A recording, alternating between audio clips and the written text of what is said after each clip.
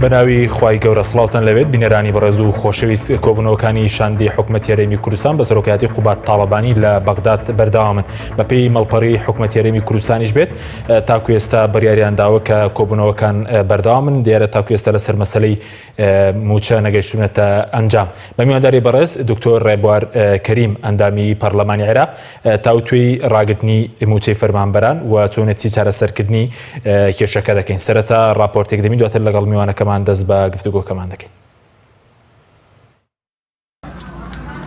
شاندی حکومەتی هەرێم لە بەغدا بڕیاریدا کۆبوونەوەکان بەردەوام بن. حکومەتی هەرێمی کوردستانیشدان بۆ دادەنێت بەهۆی فرۆشتنی نەوت بەسەر بەخۆ 62 تریلیۆن دینار زیانی بەرکەوتووە کە بەشی 5 ساڵی موچەی موچەخۆران دەکات. بە پێی نووسراوێکی حکومەتی هەرێمی کوردستان لە 28 ئەم مانگە هاڕاستی ئەمینداریەتی گشتی ئەنجومەنی وەزیرانی عێراقی کردووە باز لەوە دەکات لە ماوەی 6 ساڵدا پشکی هەرێم لە بەغدا 75 تریلیۆن و 541 میلیارد دینار بووە بەڵام تەنیا 13 تریلیۆن و 370 میلیارد دینار ڕەوانەی هەرێم کراوە و بڕی 62 تریلیۆن و 171 میلیارد دیناری تر نەنێردراوە. کەواتە حکومەتی هەرێم لە ماوەی 6 ساڵی فرۆشتنی نەوت بەسەر بەخۆی 62 تریلیۆن و 171 میلیارد دینار زیانی بەرکەوتووە کە بەشی 5 ساڵی موچەی تەواوی موچەخۆرانی هەرێم دەکات.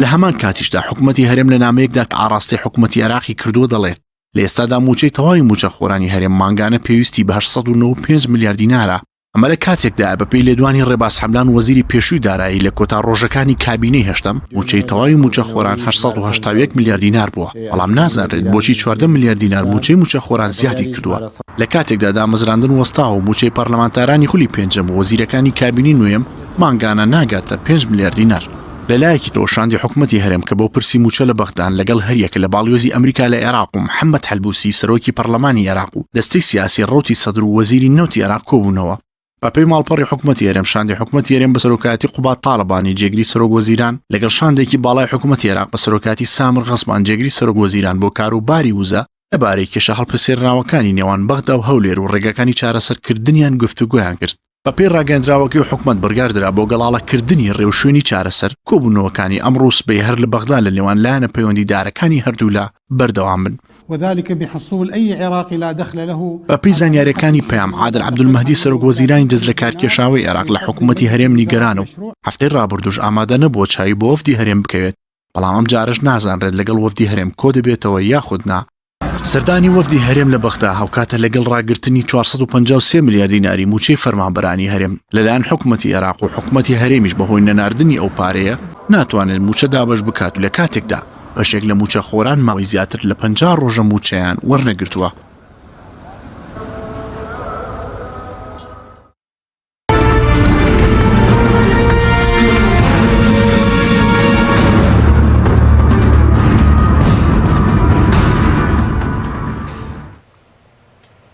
جارێکی تر سڵاوتان لەبێت بینەرانی بەڕێز کاگتۆر بەخێر بێ سوپاس بەڵامەتەوەتان زۆر سوپاس. ئەگەر سەرەتا لەوە دەست پێ بکەین بە دیاریکراوی هۆکاری ڕاگررتنی پشکی هەرێم چییە؟ زۆر سوپاس. لە ڕاستی ئەمە ڕەنگە چەند جارێکی ڕوومان کردبێتەوە دوو هۆکارەیە هۆکارێکی سیاسیە پێیوەستە بە هەڵوێستی کورد یان لایەنێکی دیاریکراوی کورد لایەنێکی دیاریکراوی کورد کە مەبەستم پارتی دیموکراتی کوردستانە سەبارەت بە متمانە نەدانەوە بە عادل عەبدولمەهدی چونکە عادل عەبدولمەهدی لە ماوەی ڕابردووە زۆر پەیوەندێکی پتێوی هەبوو لەگەڵ پارتی بە تایبەتی لەگەڵ سەرۆکی پارتی و باوەڕی وا بوو کە ئەتوانێ متمانەی ئەو بۆ ماوەیەکی زۆر بەدەستبێنێ و دوای ڕەتکردنەوەی تەکلیفی محەممەد تۆفیق عەلاوی و پێش ئەویش قسەی سوهێل و ئەسعەد العیدانی و دواتریش عەدنان زورفی چاوەڕێی ئەوە بوو کە کورد پشگیری ئەو بکاتەوە بۆی بەردەوام بێتەوە گوڵبژاردنێکی پێشوەقت ئەنجام بدا و ئەنج دوایی بڕاتە خولەکەی خۆی تەواو بکەوە وەکو خۆی وەکو یەکێک لە سەرکردە سیاسیەکان دەست دەکات کێشاوەکان لە مێژووە تۆمار نەکە بەڵام وا دەرنەچوو و کورد پشگیری کرد کە من پشگیری نەکرد بۆ بەردەوام بوون پشگیری کەسێکی تری کرد کە من پێم وایە ئەمە بەشێکی قەزێکەیە بەڵام بەشە گەورەکەی ئەو معاناتەیە کە ئێمە هەمان بووە لە ماوەی چەندین ساڵی ڕابردووە مەسەلەی مامەڵەکردن بە نەوت و بە ئابووری و بە داهات و بە گۆمرک و بە بابەتانەوە بە تایبەتیش کە وای لێ هاتبوو لە ماوەی ڕابردووە حکوومەتی عێراقی وت بەس بڕێک لە نەوتەکەت نەکشتی تر بەس بڕێک لە نەوتەکەتم بدەرێ بۆ ئەوی من بتوانم پارەیەکت بدەمێ ئەو پارەیە کە ئێستا وەفدی کوردی بە هەموو نەوتەکە داوایەکە بەڵام عێراق نایدات ئەوە دواتریش ڕێکەوتنێکی 27 خاڵیان لەسەر گومرگەکان کرد لە ساڵی پارە هەرێمی کوردستان پێوەی پابند نەبوو عادل عەبدولمەهدی هەر چاوپۆشی دەکرد لە پێناو ئەوەی کە بگەنە ڕێکەوتن لە بیرمە کە ئێمە کاتێک مناقەشەی یاسای بودجێ عێراقمانە کرد بۆ ساڵی 2019 لەوێ عادل عەبدولمەهدی بە ئێمەی وت لە یەک دوو دیدارە کە ئێمە ڕێکەوتوین و هەرێمەگە لە بیدایەتیش نەوتنێرێ لە دواتر لە مانگی 6 2009 بە 2019 ئەی نێرێت 6 نەینارد مانگی 11 ڕێکەوتنێکی ترکرا لە مانگێک دوای هەڵبژاردنەکان عێراقیەکان بە هەرێمی کوردستانی هەمووت کە ئێمە لە ژێر فشارین پێویستەکە هەم فشارێکی پەرلەمانی هەم فشاری خۆپیشاندانەکانی شارعیشمان لەسەرە پێویستمان بە پارەیە بۆ خۆڕێخستنەوە بۆی هەرێم با ئیلتیزام بکە بە قانونی موازنەی 2019 ئێمەش ئەیکەین ئێمە پەیوەندیمان کرد لەگەڵ هەندێک لە قیاداتی کوردی ئەوانەی کە دەسەڵاتیان بەدەستەوە بزانیتر خەڵک لێم تێگا ئەمە بەستم چییە ئەوان وتیان کە ئێمە ئێرەسە لە عێراق فەوزا هەیە بۆ قانونی 2020 ڕێکەوتێکی تازاکەین وە لەبەرەوەیشی یاسای بودجێ 2020 ئەم ساتە دەرنەچووە بۆ ئاسۆیەکی نزیکی ژنیە دەربچێ بۆیە 15 یەک جۆرێکی تر لە تەژیع درایەوە بە ڕێکەوتنەکان لە 2020 بەڵام هەر هەرێم پابند نەبوو هەرێم وتی من نەوتە نێرم هەر نەینات دیار بۆەوەی کە ئێمە زۆر لی دڵنیاین ئەوە بوو هەرێم وتبووی کە ئێمە بە مناڵی یاریەکمانە کرد هەڵماتیان دوایی کە تااقەتمان نامایەکێک ئەو کۆساڵەیە هەمووی چنگیانە کرد بە هەڵماتەکە هەر کەسێ زۆرتری برد بۆ خۆی هەرێمیش ئەو خۆ پیشاندان هەر کەس شتێ یاری هەڵماتێنی لەگەڵ بەغدا دەکرد یعنی نه یعنی تا دقەیە زیاتر بفرۆشم چنگی بیا بکەم بیبم کێشەریە ئیتر بەڕاستی بەو مەبدە ئەو گەیشتونەتە ئێرەیە سەر نرخینە و دابەزیوە بەغدا ئەمبارەکانی پڕ بوو یعنی جێگەی نەوت نییە هەر نەوت لە هەرێمی کوردستان وەرناگرێ بە تایبەتی بەو تەڵەبیات خۆشی مانگی 5 میلیۆن بەرمیل کەم کاتەوە بە پێی ڕێکەوتنیەوە پێ لە یەکی پێنجەوە لە دوو بەیانیەوە و ئەبێ هەرێمیش پابند بێ بەو بابەتەوە هەرێمیش بە کەمکردنەوەکە لە سا 23 کەوت کەمکردنەوەی 100,000 بەرمی ئەکەوێتە ئەستۆی هەرێم کەواتە عێراق بەو پارێژێت وەرناگرێت کە لە 2019 بۆی نووسی بووی چکە ئێمە لە 2019 باسی $56 و بابەتانەیە ئیسەتەوە هەر نەوتی عێراقیان بە 16 شتێک نزیکی حەڤە لەبەرەوە ئەمە هۆکاری سەرەکی بڕینی موچەیە بابەتی تر حەزەکەم زۆر جارجەنابتان ئەوە خەڵکی کوردستانی ژویان لێ بێ کە مەسەلەی قەومی و نەتەوەی و چەوسانەوەمانە ئێستاوەی کە دەکرێت بۆ نمونێسەمە لە ڕاگەاندنەکانی بە تایبەتی نزیک لە دەسەڵاتداران دەڵێن ئەمە شەڕێکی نەتەوەیە دژی کووردە شەڕێکی نەتەوەیە بەرەم بۆ لە ناوبردنی کووردە وایە ئێمە شەڕێکی نەتەوەیە ئەزانی چۆنە من بەغدا لێرە گەندڵتر نەبێ منافەسی عێراقە لە گەندەڵی دوو بەغدا کەسی شۆڤێنیتیانە و قسەی ڕاز نییە لێتی و بەڵێ مشکلەشمان هەیە بە بەردەوامی لەگەڵیانە بەڵام خۆی ئێمە لەوێ دار و تەختە نەبووین ئێمە دیفاعمان لە مافەکانی خەڵکی کوردستان کردووە ئێمە 68 ملیارمان بۆ پێشمەرگە تەرخان کردووە 453 ملیارمان بۆ هەرێمی کوردستان بە مەجموع 521 بۆ 522 ملیار بۆ تەرخان کردووە بەڵام ئەمەمان بەچی لە بەرامبەر چی ئەزانین لە بەرامبەر چی حەکیم لە بەرامبەر هەرێم هیچی نەیەوە ئاخر ئێستا پارێزگایەکی وەکو بابل کە پارەی موچە بۆ فەرمانبەرەکانی ڕوا کە پێداویستی بۆ ئاوەدانکردنەوەکەی ڕوا بەڵام بابل چیدا هەتێکی ناوخۆی هەیە چ پێداویستێکی هەیە بەشێکی لێ ڕوا بۆ گەندەڵی کە لەلایەن ئیداری پارێزگاکەوە کرێ بەشێکیشی لێ ئەڕوا بۆ ئەگەڕێنرێتەوە بۆ خەزێنەی گشتی هەرێمیش باوەی بکردایە بەشێکی داهاتەکەی خۆ مەسەی 250,000 هەرەمەیە تۆ 500 فرۆشی 250 بەتاڵانیکە 250 بە بەقا بۆی پارەیەکت بۆ بێ کە نزیکە ئێمە 10 تریلیۆن بوو 9 تریلیۆن و 973 تقریبا ئەگەر هەڵە نەبم لە ڕقەمەکەی 953 بزەبت بزانام نووسی ویشمە لە ساڵی 2019 قرار بوو ئێمە بیهێنین بۆ هەرێم و ئەوە کراوە بەڵام هەرێم هەر ئامادە نەبوو ئەو بڕانەوتە بات یعنی ئەمە تو هەر نایدی ئیسە کاتێک ئەڵێ لەگەڵ بەغدا هەیە یعنی ئەوەی کە لە دوێنێ لە پێرێ لە کۆبوونەوەی وەفدی فراکسیۆنە کوردستانەکان کە بە ئێمەیان نەوتۆ ڕاستی من فراکسیۆنێکی سەربەخۆین و فراکسیۆن بانکێژ نەکرابوون و فراکسیۆن من پێشم بڵێن زۆر تااقەتی ئەو جۆرە کۆبوونەوەوانم نییە چونکە بەشێکی چێتە خانەی مجاملاتەوە بڕۆم ئەوەی کە لەم تەلەڤیزیۆن و لە تەلەڤیزیۆنەکانی تر لەم هەرواڵم لێ تااقەتی جۆرێک لە مجاملەکردنی زیایام نییە قرار وا بۆ 9 تریلیۆن و 783 ملیار لە ساڵێک ساڵا بێ بۆ هەرێم بەڵام یعنیگەر ئێستا بۆی ڕوونبێگە هەرێم لە 2019 250,000 بەرمیلی تەسنیم کرد بە لە ساڵێکە ئێمە تریلیۆن و 1970 ملیار دینارمان بۆ هات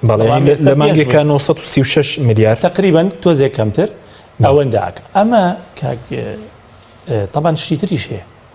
پارەی تریش هەیە وەکو ئێستا چۆن لە هەندێک لە ئەزەمات و لەوانە پارەی تری ئەمەمانتوانی هەمووی ئیزافاتی هەندێک ملیارمان بۆ پرۆژەی ئەوەدانکردنەوەی پەرەپێدانی پارێزگاکان جگە لەوەش ملیاری پرۆژەی بچووک وردە پارە تەرخانمان کردبوو بۆ سەید سادق بۆ هەڵابجا بۆ قەڵات زێ دوودانە بۆ شۆڕشکە ئەبێ بە خەسقانی مناڵان کە تیای نێتە ئێستا 180,000 نزیکی 180,000 دانیشتوانێتی حکوومەت هێرێم عقلی بەوە نشکاوە خەسەخانەیەکی مناڵان لە منتیقەیەکە لەو بە 180,000 نەفەرەوە دروست ئەمانەمان جێ کردبووە کە پارێکە زۆریە کرد بەڕاستی ڕێژێکی زۆرە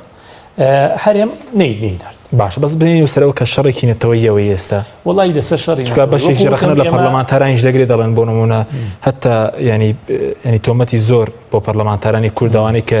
دژی گەندە لە حکوومەت هێرێ من تۆمەتی زۆریان بۆ هەڵدەبەستری من کۆمەڵی قساکەم هی خۆیان باشە منی خۆمە مەسەل ئێمە بارێ ماوەتۆ پابەندی یاسای موازنەمە یاسای بودجەی 2009 من لەوە زیاترم داوا نەکردووە حەزەکەم بزانین تۆ زێکەم تریشم داوا کردو چونکە من مشکلی خۆمە و ڕێبوار لەگەڵ حکوومەت هێرێمە لەسەر موچێ چونکە مەلەفەکانی تری هیچی شەفاف نی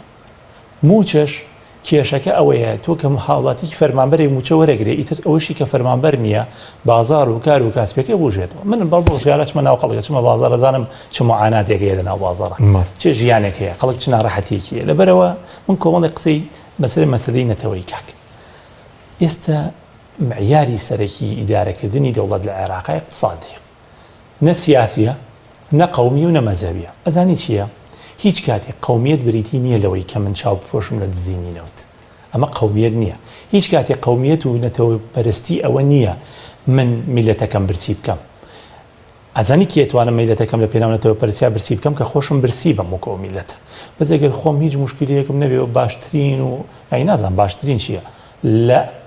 تۆپی تۆپەکانە ژیانم بێت و خەڵکیش بەم بەدار و بەردا بە ناوی نەتەوەیەوەمەکەی قسێ ئەنجا مەسەلەی ئێستا بازە سەرەوە کرێکە بەغداوە و بەغداوە من قسێکی کاک مەسعود بارزانی سەرۆکی پارتی دیموکراتی کوردستان بۆ خەڵک بەبیر خەڵک دێنمەوە کاک مەسعود لە ئاخر قسەیە وتی بەغداد قوڵایی استراتیژی هەرێمی کوردستان باشە ئێخۆمە قسەیەکی غەڵەت نییە ئایا ئێستا بۆ ئەڵێن بەغداد دژی کوردە ئەگەر ئەوە قوڵایی استراتیژیەکەیە بۆ ئێستا خێرا بوو بە دژی کورد ئەنجا مەسەلەی نەتەوەیی چییە مەسەلەی نەتەوەیی مەسەلەیەکی گرنگە ئێمە خاک و ئێمە نوێنەری خەڵکی کوردستانی لەوێ کەس ناتوانێت ئیهانە و پێشێلکاری مافە دەسوودونەتەکان وکە ئەگەر تۆش پابند بی بە واجباتەوە تۆ مافت هەیە واجبیشت هەیە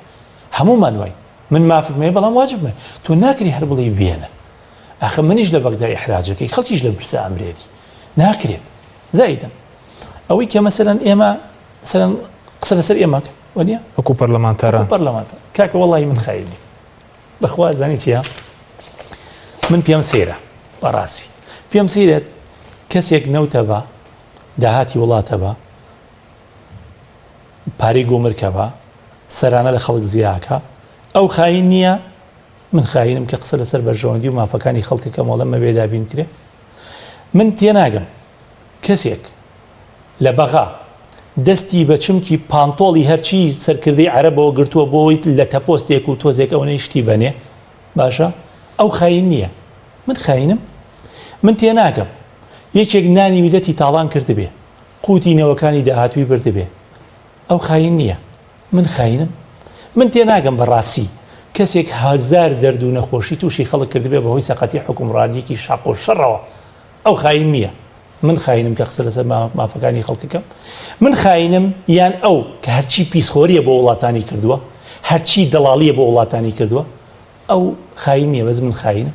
هی بەڕاستی هەندێک شتەیە ڕوویەکی ئەوێ کە تۆ بە یەکێک بڵێ خاین خەونی گەنج کوژرا هەزارها گەنج بێئیش و بێکار ماون خەبەرێکیشیان بەمێ پێرێ لە کۆبوونەوەی وەفدەکەی عێراقا لەگەڵ وەفدی هەرێمی کوردستانە باسیەوە کراوە لەگەڵ وەفدی دانوستان کارەکەی بەغدا کە بۆ دەیان ساڵی تریش ناتوان یەک نەفەر لە وڵاتەیە تاین ئەوەنەیان بندیوار و لەگەڵ ڕێزم بۆ فەرمانبەران ئەم لەولای تر تاعین کردووە حەقی فەرمانبەری ڕاستەقینیان خواردووە. باش ئەوە کیە خاینە؟ ئەوانەی کە خەڵکانێک بە پارەیەکیان بۆ فڕێن یەن لەسەر تەلەڤیزیۆنەکانەوە جنێ و بە ئێمەیان و بە ناویش ناومانێنن بە ئێمە ئەڵێن فەریکە پەرلەمانتار هەیە بەرهەمی فلاش میمۆریە لە تەزویری ئینتیخاباتە هاتووە بەرهەمی سندوق پڕکردنەوەیە هاتووە ئەو بە منەڵێ خاین بەخۆی ناڵێ من هاتووم پارەی فلاش میمۆری و تەزویرەکەم حەڵاڵ بکەم. خەڵک چۆن ئەتوانێت بە ئێمە بڵێت تەزویر چی؟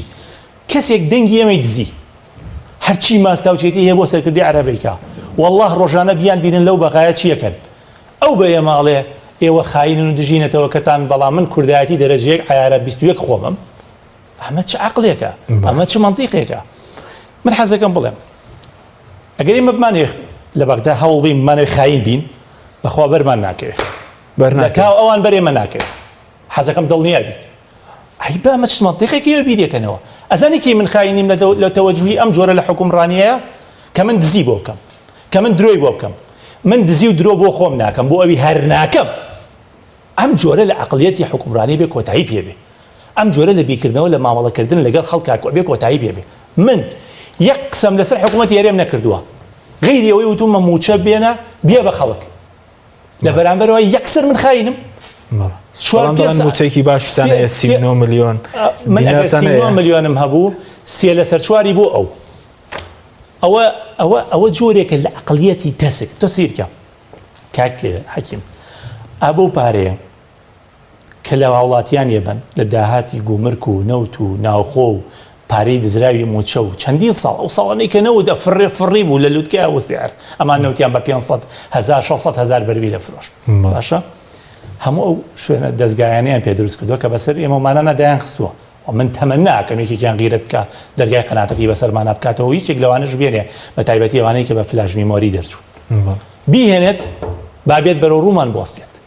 کەناڵی زۆریان داناوە پارەی هەمووی دژایەتی ئێماکەن. بەڵام من یەک شتم هەیە لە ماوەی ئەم چەند ڕۆژەی ڕابردووە کاک حەکیم دیقەتم ما شتێکی زۆر جوان لە وڵاتی ئێمە ماوە بەڕاستی خەڵکی ئێمە خەڵکێکی تەواو تێگەیشتووە بڕۆ جەنابیشت حەزەکەم خەڵکیش هەموو ئەمە بکە هەموو ئەو ڤیدیۆ نووسینانی کە قسەی پێڵێن بە ئێمە کەسەکانی هێنن ئەوانەی کەیسەر باسم کردنەوەکانی کە قسەیاڵێن بە ئێمە پرۆسیری کۆمنتی خەڵکە کە بۆیان نووسن بەخوا لە 1500 کۆمنت لە ساڵحیان نییە هەمووی لە زەرەریانە هەموو خەڵک تێگەیشتووە بۆ من زۆر زۆمیمە بۆ تۆ زۆر زۆمیم بۆ خەڵکی عاقڵ زۆر زۆمیمە ئەزانی بۆ ئێمە زۆمیمە خەڵک تێگەیشتووە پێم وایە لە نەتیجەی ئەم حیزبانە ئەم دەسەڵاتە باشە ئەم دەسەڵاتە بەس سەرەکەی بەدەسەوە ماوە سەر و لووتکەی بەڕێوەبرنەکەی خوارەوە نەما خەڵکی لەگەڵ نەماوە.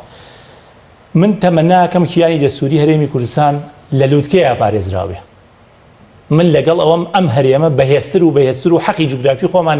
دەستوری مادەی سەوچل وەربگرینەوە بەڵام ئەمە بەرزی وەرناگیرێتەوە وەرناگیرێتەوە خەڵک بێزی بێتەوە لەم حکومڕانیە بۆ وەرەگرێتەوە کە خەڵک دیفاعی لێ بکە خەڵک ڕازی بێ خەڵک دڵی خۆش بێ خەڵک باش بژی نەک تۆ بێی خەڵک برسی بکەیت خەڵکی برسی کردووە چاوەکەم لە پێناو چی بسییان کردووە خەڵک لە پێناو ئەوەی کە دەسەڵاتە ئەم دەسەڵاتە هەچی داهاتە تاڵانێک چی قوت لە پێناوچی ئەوە بۆ خۆیان بێت ئەوان هیچ مشکلێکیان نیە چونکە لە نەتیجەیە داهات بۆ خۆیان مسۆگەر و سابتە قسەکە ئەمەیە تۆ یەیت لە ناو خەڵکە تۆ توی خەڵکی دیفاعی لێ بکە من وعدەیەم بە تۆ باشە ئامادەم ئەوان پیانوانی ئێمە لە بەقا مەسەلەن بە دژیەوە ئەگەر حکوومەتی هەرێ هات داهاتەکەی ڕوون کردەوە باشە بە شەفافی داهاتی وڵاتی خستە ڕوو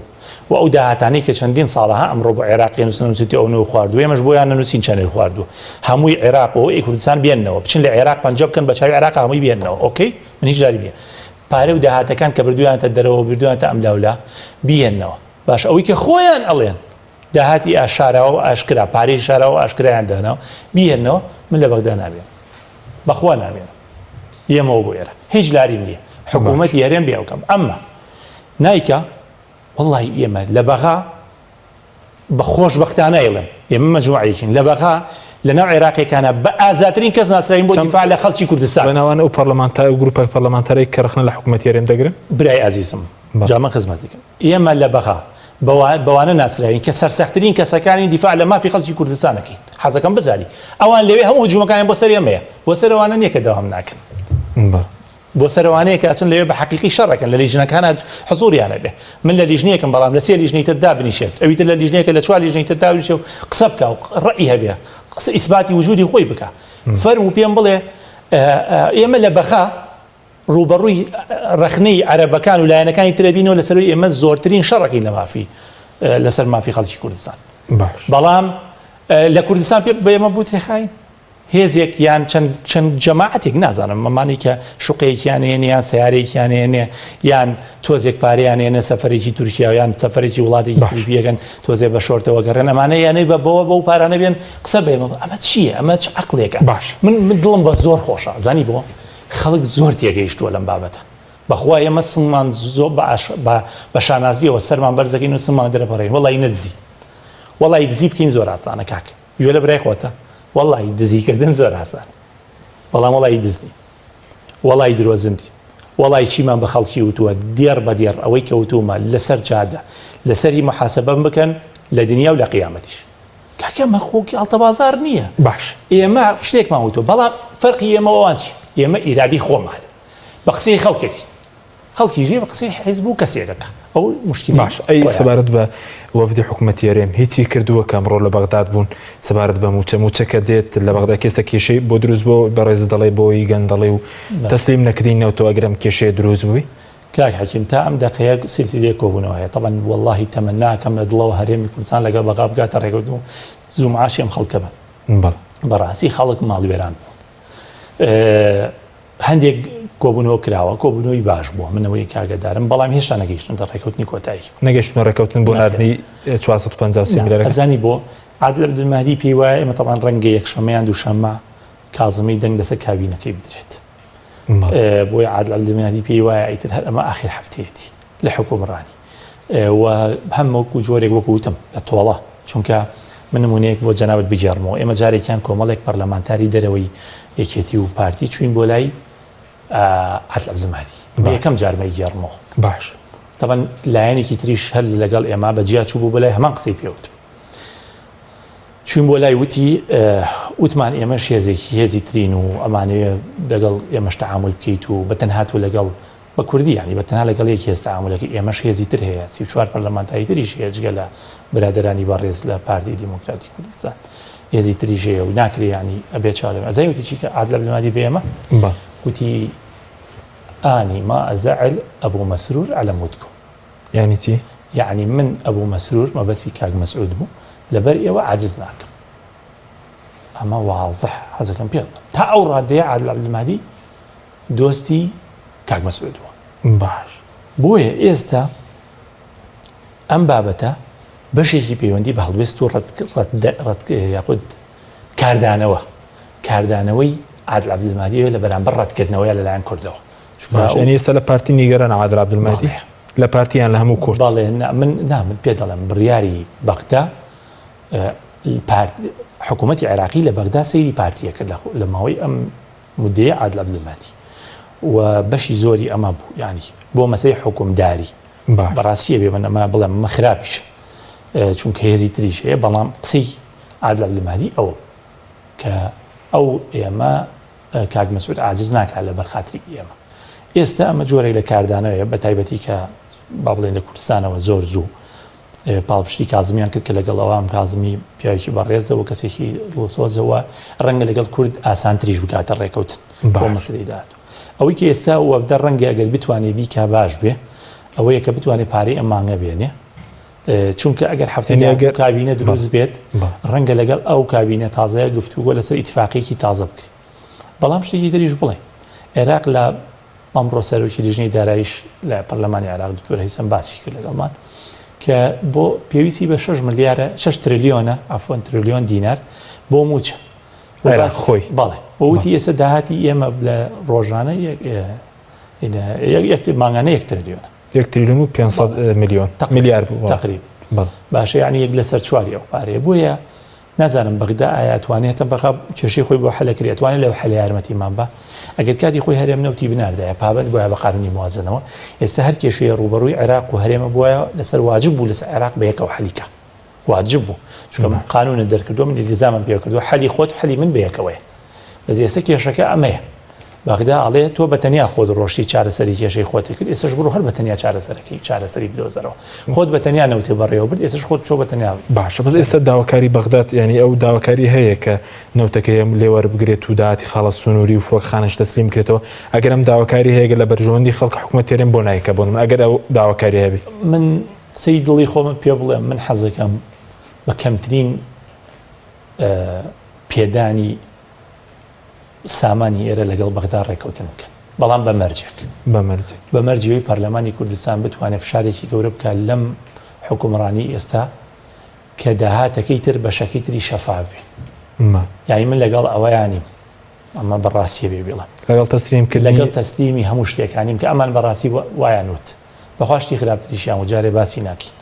کە ئامادەن چی و چی تەسلیم ئێستا حکومەت تێرێن بڵێن تەسلیم بووە بەڵێ ئامادەیە تەسلیم بێ من بەخوا لە دڵۆ پێم ناخۆش لە نەوت و لە خاڵی سنووری و لە فڕۆکەخانە حەز ئەەکەم هەرێم بە کەمترین زەرر لەگەڵ بەغدایە لێی دەربچێ بەڵام بەو مەرجەی لێرە شەفاف بێ لێرە داهاتی شەفاف من حەزەکەم و کاتی خۆشی بە بەرپرسانی کوردمان وتە وەڵڵی بۆ قانونی موازنە هات نەبەغدا پێمان وتمان ئێوە 250 بن حەزەکە 1 ملیۆنی تر نەوت بفرۆشن هیچ مشکلێکمان نییە بەس ئەو ملیۆن بەرمی لە ئەو باقیەکەی فرۆشن داهاتی ناوخۆ لەگەڵ پەرلەمانە سەر و سەودایەکی شەفافی ینی لەگەڵا بکەن بۆی خەڵکی بزانێت چی و ئێوەش بتوانن داهاتەکە مامەڵێتەوە بکەن یوتیان باش بەس چی کراوە لە ماوەی چەندین ساڵێ جەنابەتی خەڵکی کوردستان هیچ بینە لە شەفاف باشە بەس ئەگەر هەرێم ئامادە بوو مەسەرەن ئەوانە بکات عێراق ئامادەی لەگەڵی ڕێ بکەوێت هیچ شتێکە دوای ئەوە ئەگەڕێکە زۆرترین تەنازول بارەمی کوردستان بکە ئەوەش بۆ منێکی کورد ناخۆش بەس دوای و تەنازولانە ئامادەی پشکی هەرێم بنێرێ بۆ نمونە بە چ مەرجێک ئێستا ئەوەندەی کە بە ڕێز داگەدار بیێنی بۆ نمونە بە چ مەرجێک عێراق ئامادەیە مەسەلەن پارە بنێرێ مەرجەکانی ئەم دەقەی کە من و جەناب قسەی تیاکەین کۆبوونەوە هەیە وە قسە هەیە قسەی جددی هەیە من نامەوێت خەڵک بڵێم بەیانی موچەیە چکە چەند بەڕێزێک دەم ڕۆژانە قسەیان کرد و خەڵک خۆی نەفسیەن تووشی هزار نەخۆشی کراوە منیش نامێ نەخۆشیێکی تری بۆ زیاد کەم وعد بە مناڵەکەی با بتوان بڵێەوەت بۆ کڕم و نەتوانێت بۆی بکڕێ هەوڵێکی زۆر هەیە ئێمەش لەسەر ئەوەی خۆمان کە پێمانەکرێ وە قەرار وایە لەم 1-2 ڕۆژەیە بیش ڕۆینەوە لەوەش زیاتر کە توانیمانە بیکەین کردومانەوە ئەیکین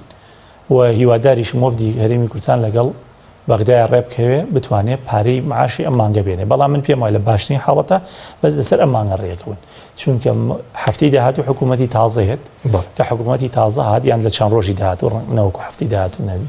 لە چەند ڕۆژی داهات و حکوومەتی تازە هێت حکوومەتی تازەش ڕێکەوتنی تازەی لەگەڵاکری دۆستی کورد نییە و کەسە ناتوانێت باشی لەگەڵ ئوستاز مستەفا کاظمی دۆستێکی باشی کورد دۆستێکی باش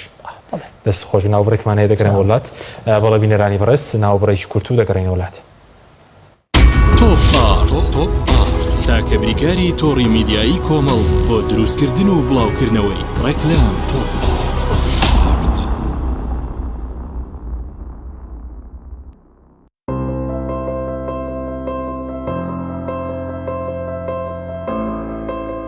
چونکە شیر لە ژیانی هەموماندا گرنگی خۆی هەیە من باشترین شیرم بۆ خێزانەکەم هەڵبژاردووە هەموو کات شیری ئاڵتونستا بە منداڵەکانم دەدەم بۆ ئەوەی مێشتێکی چالاک و داهێنەرانەی هەبێت من بە شیری ئاڵتونسا کێک و شیرینی دروست دەکەم شیری ئاڵتونسا ڕۆڵێکی گرنگی لە خێزانی ئێمەدا هەیە 100% سروشتی تامێکی نایە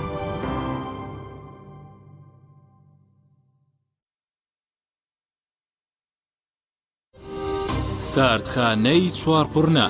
بۆ یەکەمین جار گەورەترین ساردخانە لە سەر ئاستی عێراق و پارێزگای سلێمانی لە دەشتی بە پیتی بتوێن کراوەیە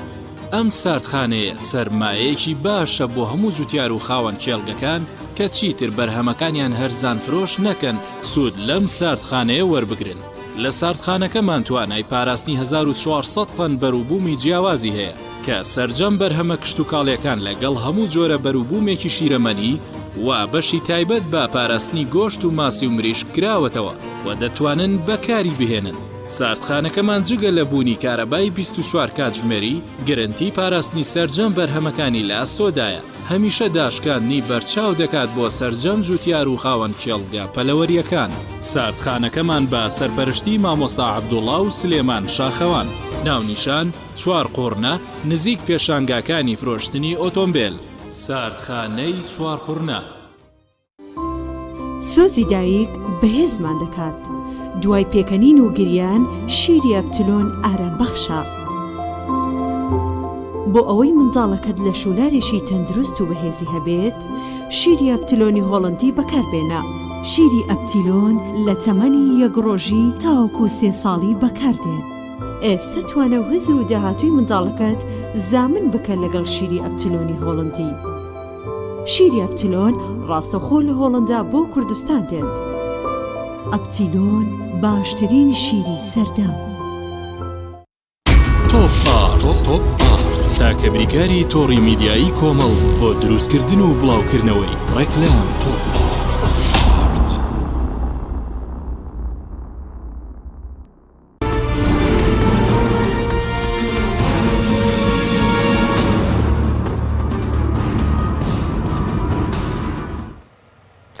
جارێکتر سڵاتان لەبێت بینێرانی بڕست کاک تۆ بکەن بۆ لای بڕست سپارەت بەوە بدەی کە ڕۆشن بۆ بەغداد کە جێگیری سەرۆکی حکوومەتیان لەگەڵە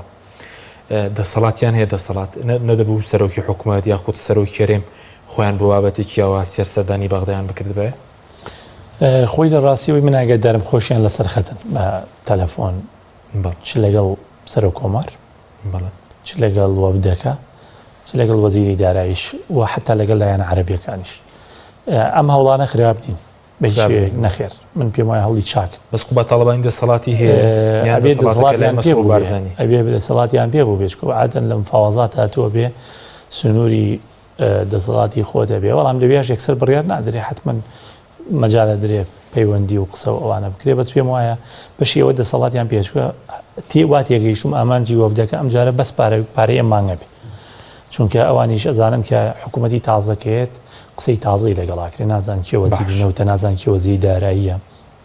نازانن بەرنامەی داهاتووی ڕئیسی حکوومەتەکە بە چ ئاراستەیەکا جێبەجێ بێەوەی کە ئەمڕۆ نردوێتی بەڵام یعنی بەگشتی جۆرێک لە ئەم هەنگاوهەنگاوێکی باشن خۆزگا پێشووتر ئەو ڕێککەوتانێک کە کرایە جێبەجێ بکرێتی کۆتایی بەمە باتە نهاتنای بۆ بەخ ئێستا بەغدا چۆن ملزەمە کێشەی موچەخۆری خۆی هەل بکە و قەرزەکە چی ئەکا داهاتێنێ دەست بۆ احتیاتیە با دەست بۆ ئەوانە بات ئەوایە هی ئێمەشی هەل کردای باش ئەی خەڵک ڕەنگە بپرسێ ڕۆڵی پەرلەمانتاران وەکوێوە چییە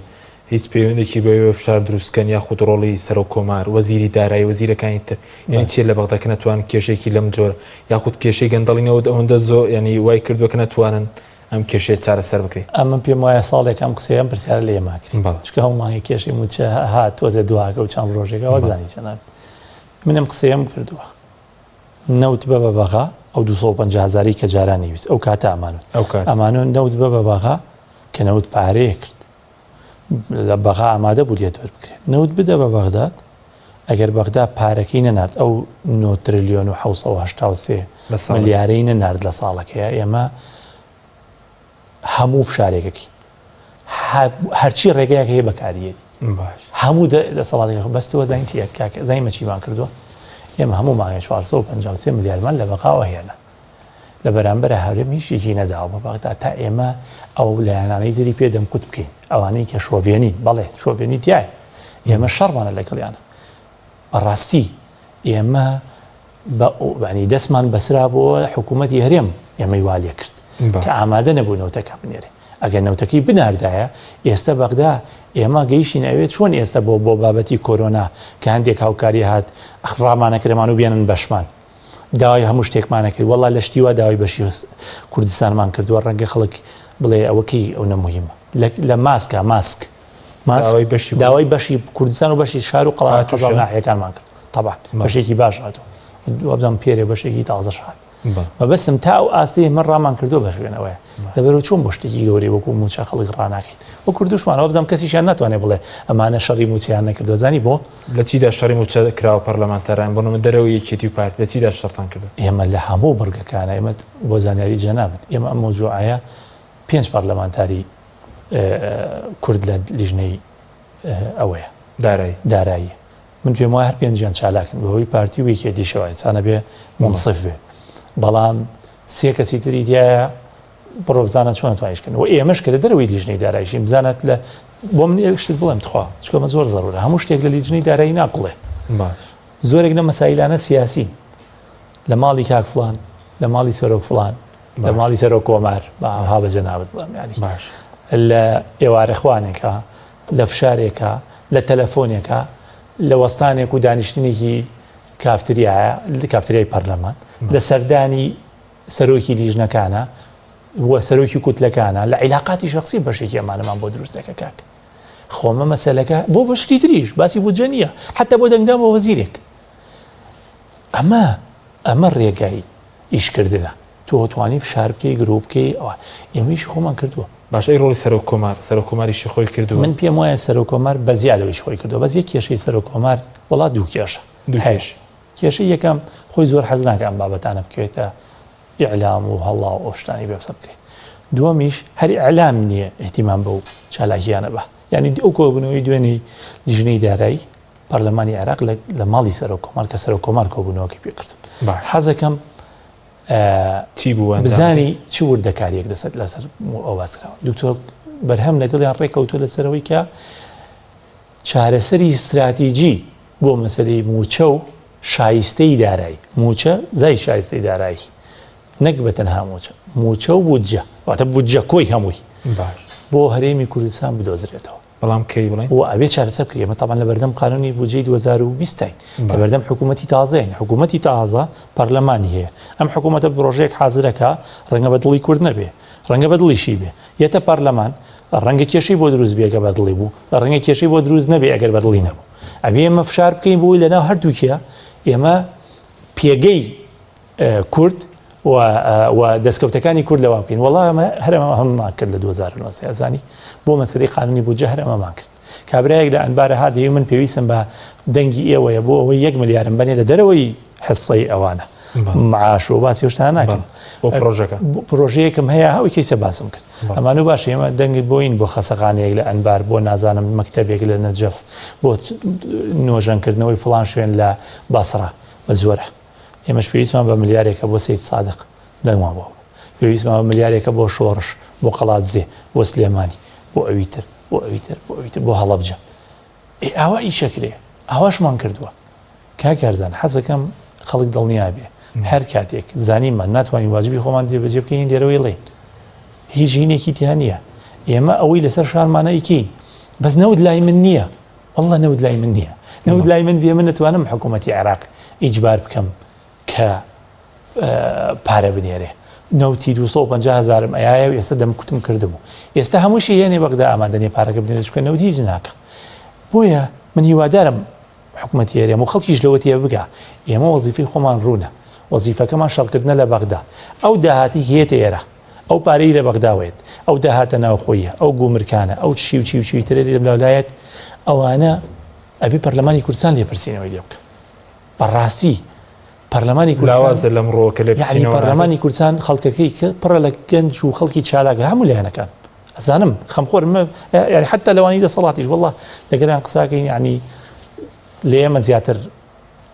یعنی کەمتر نەبێ زیاتر نەبێ کەمتر نییە لە خەمخۆریان بۆمان بەس ئەوانیش ئەڵ هیچمان پێ ناگرێ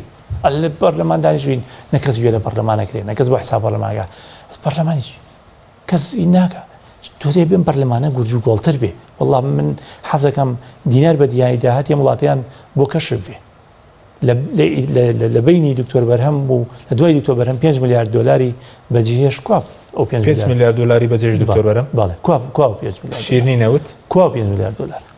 کەس زانێت لەکوێ ئەو کاتی کەسە ئەو سەرۆکی حکوومەت بوو بۆ کابینی حوتی بەجێشت ئەو نازام کابینەکە ڕقەمەکەی چەنە بوو بەس کە سەرۆکی حکوومەت بوو کە ڕۆی 5 میلیاری بەجێش کووە بەشی 5 بانگی موچە دەکات ینی موچەی ئێستا نەک ئەو کات ئەو کاتی ئێمە ئەو مۆزەفمان نەبوو، ئەو کاتی ئێمە 684,000 مۆزەفمانە. باش جاشتێکی تر بەڕاستی کاک حەکیم حەزەکەم قسەی لەسەر بکەم لەسەر ژمارەی مۆزەفینە. باش ئێمە فەرمانبەری بایۆمەتری ملیارێک و 249,000 کەسیان تۆمار کردو لە حکوومەتی عفو ملیۆنێک و 249,000 کەس. ئەم ملیۆن و 249,000 کەسە کە هەیە دڕاستی هەمووی فەرمانبەری حەقیقی نییە. ئەگەر خەڵک بە منەڵێوانە ئەو من پێتانەڵێم پێرێ لە کۆبوونەوەی فراکسیۆنە کوردستانیەکانی بەغدا بەشێک لە فراکسیۆنەکانی بەغدا لەگە وەفدی حکوومەتی هەرێم حکوومەتی هەرێم خۆی اعترافی کردو بابەتە کە نزیکی 200,000 بۆ 250,000 زیادێ. بەڵام بڵین زیادەیان لە عمەلانین بەڵێ من دیوارم یای بەڵام بۆیان حل ناکری پێیان وتویانە بۆمان حل ناکری وە وردەکایی تریشیان وتووە باش کە کامانە کێن لە کوێن چەندی لێرەیە چەندی لە دەرەوەیە لە دەرەوە دکتۆر باڵێ چۆن چەندی لە دەرەوەیە چەندی لە ناوەیە چەندی لە چۆن بۆیان چانە سەر ناکرێ بۆ بۆیان چارەسەر ناکرێ وەزیفەکانیان چی ئەمانە هەمووی بەم تەریقەیە ڕوونیان کردوتەوە کە ڕوونیان کردوتەوە مانای وایە هەموو لە ئەترافەکەن بۆی کە خەلەلێکەیە تۆزێکی ئێستا لای بەغداد چەند مچەخۆر هەیە چەند مچەخۆری هەرێم هەیە بەغداد داوای قایمەی کردووە بەڵام هەرێم هیچ قایمەیەکی نەناردەوە بەغداد هەی